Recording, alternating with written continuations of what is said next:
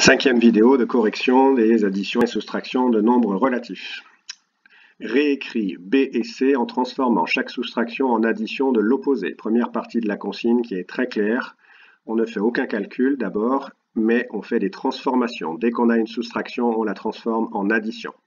Donc pour effectuer cette première consigne, on utilise la règle de calcul qu'on a déjà vue plusieurs fois.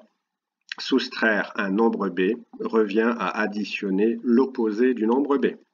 Quand on a A moins un nombre B, c'est la même chose que A plus l'opposé de B.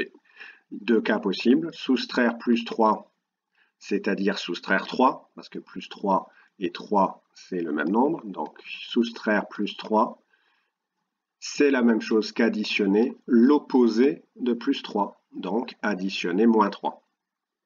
On pense à perdre quelque chose là, puisque soustraire plus 3, c'est soustraire 3. Quand on dit soustraire 3, on pense à descendre 3 étages ou perdre 3 euros.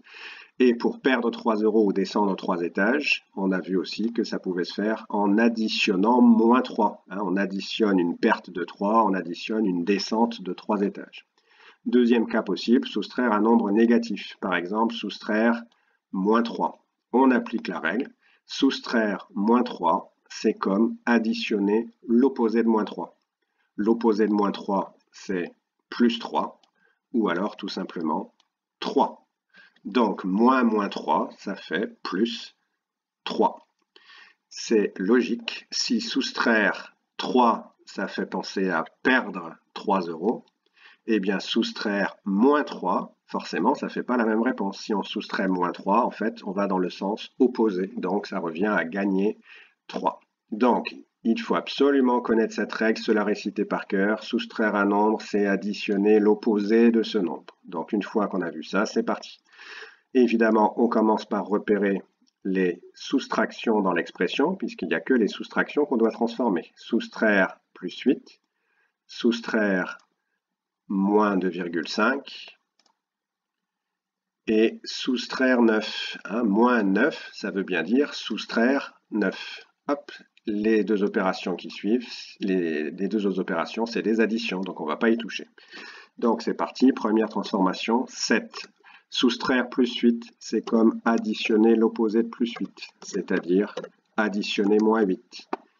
Donc première transformation, première soustraction à transformer. Plus moins 7,5, ça c'est une addition, donc on n'y touche pas. Ensuite, on a une soustraction. Soustraire moins 2,5, c'est comme additionner l'opposé de moins 2,5. L'opposé de moins 2,5, c'est tout simplement 2,5. Donc, additionner 2,5.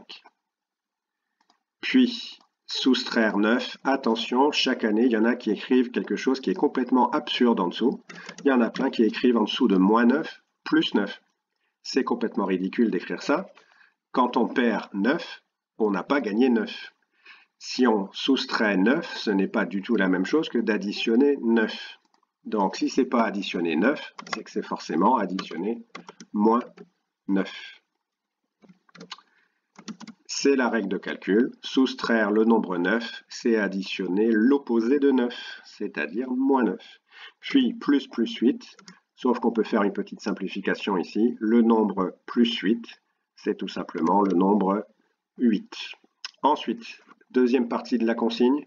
Puis termine le calcul détaillé de la somme en regroupant astucieusement des termes. Donc, il faut toujours chercher s'il y a des termes qui peuvent s'additionner facilement. Déjà, nos yeux peuvent voir virgule 5, on peut se dire, tiens, ces deux-là, ils iront peut-être bien ensemble. Il faudra juste faire attention que c'est moins 7,5 et plus 2,5.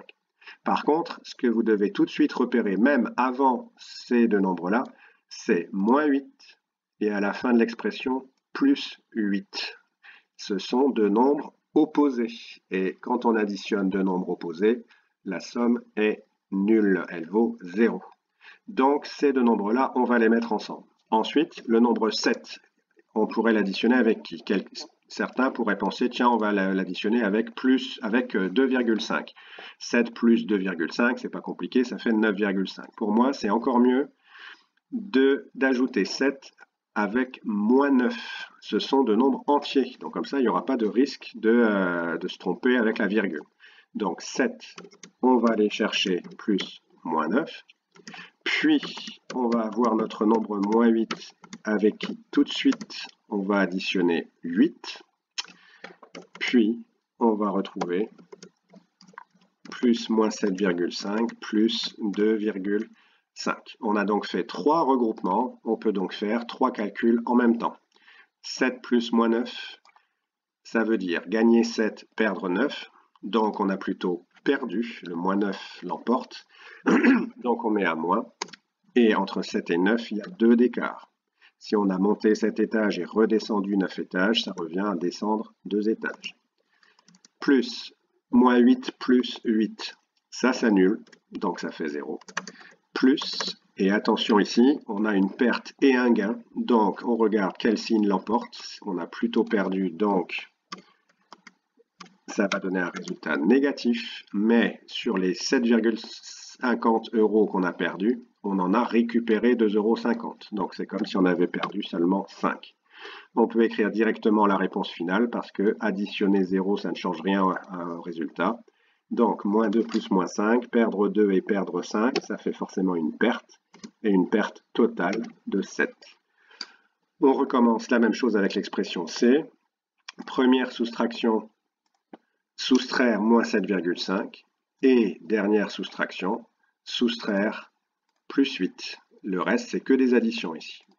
Donc, on transforme. Moins 7, là, je reviens là, j'ai oublié de surligner en rose.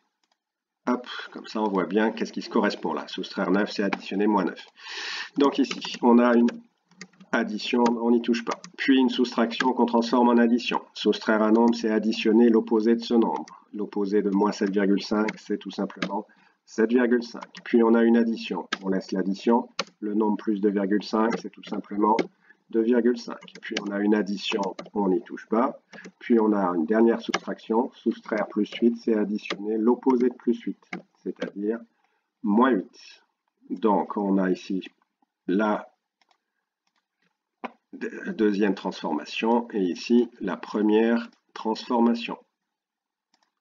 Hop. Et maintenant, on regroupe. Moins 7. Alors moins 7, ici, on pourrait le regrouper avec moins 8. Ce ne serait pas très embêtant. On pourrait aussi regrouper moins 8 avec moins 8. C'est assez facile. Moins 8 plus moins 8, ça fait moins 16. Bon, là, on peut à la limite faire dans l'ordre où ça vient. C'est déjà regroupé. Moins 7 plus moins 8. Perdre 7 et perdre 8, ça fait une perte totale de 15. Et en fait, pourquoi ici je ne change pas l'ordre? C'est parce que ici, on a plus 7,5 plus 2,5 qui sont très bien ensemble. Gagner 7,5, gagner 2,5, ça fait un gain total de 10. Et le dernier calcul, gagner 9 et perdre 8, ça revient tout simplement à un gain de 1. Ensuite, moins 15 plus 10 plus 1. Quand on fait comme ça en plus, c'est intéressant parce qu'on trouve ici 2 gains à la suite. Donc, ces 2 gains, on va les regrouper ensemble. Ça commence par moins 15. Puis, gagner 10, gagner 1, c'est comme gagner 11. Et à la fin, on doit faire un bilan entre une perte et un gain. On a davantage perdu, donc le résultat est négatif. On a perdu 15, mais comme on a regagné 11, c'est comme si on avait perdu seulement 4. Donc, c'est égal moins 4.